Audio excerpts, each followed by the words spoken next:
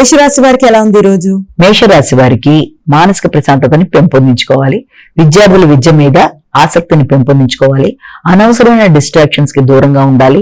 ఉపాసనా బలాన్ని పెంపొందించుకునే పరిస్థితులు లాంటివి ఉపాసన చేసేవారు చేసుకుంటే అనుకూలంగా ఉంటుంది.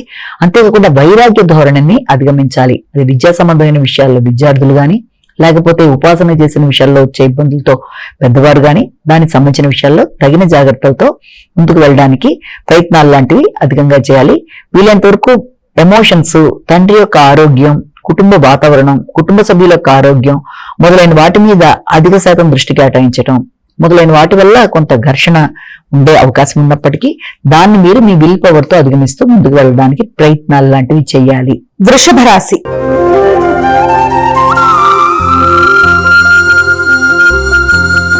అమ్మా, వృషభ రాశి వారికి ఎలా ఉంది ఈ రోజు?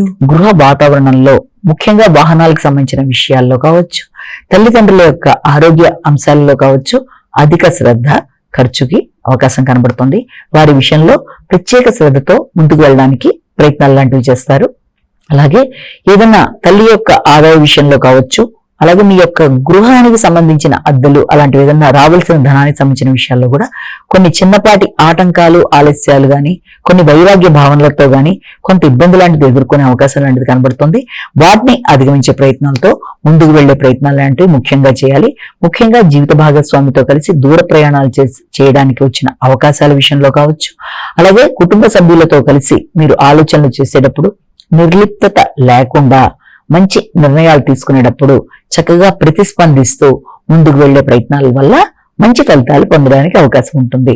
ముఖ్యంగా విద్యాపరమైన విషయాల్లో, నూతన విషయాలు నేర్చుకునే విషయంలో తగిన విధంగా స్పందిస్తూ ముందుకు వెళ్లి మంచి విజయాన్ని సాధించగలగాలి. మిథున రాశి.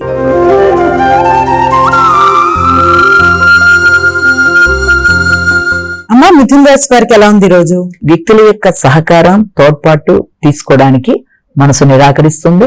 ముఖ్యంగా ఆర్థిక సంబంధమైన విషయాలలో ఇతరుల దగ్గర నుంచి మాట సాయం గాని, ఆర్థిక విషయాలు గాని తీసుకునేటప్పుడు, అలాగే పలుకుబడి కలిగిన వ్యక్తుల యొక్క సహకారాన్ని అందుకునేటప్పుడు మనసు స్పందించకపోవడం, తీసుకోవడానికి నిరాకరించే పరిస్థితులు లాంటివి రావడం మొదలైన వాటికి అవకాశం ఉన్నా దాన్ని అధిగమిస్తూ పనులు సాధించుకునే విధంగా ముందుకు వెళ్ళాలి. అంతేకాకుండా సరి అయిన సమయంలో సరి అయిన సహకారాన్ని తీసుకోవడానికి వచ్చిన అవకాశాలు కోల్పోకుండా తగిన జాగ్రత్తలతో ముందుకు వెళ్ళాలి.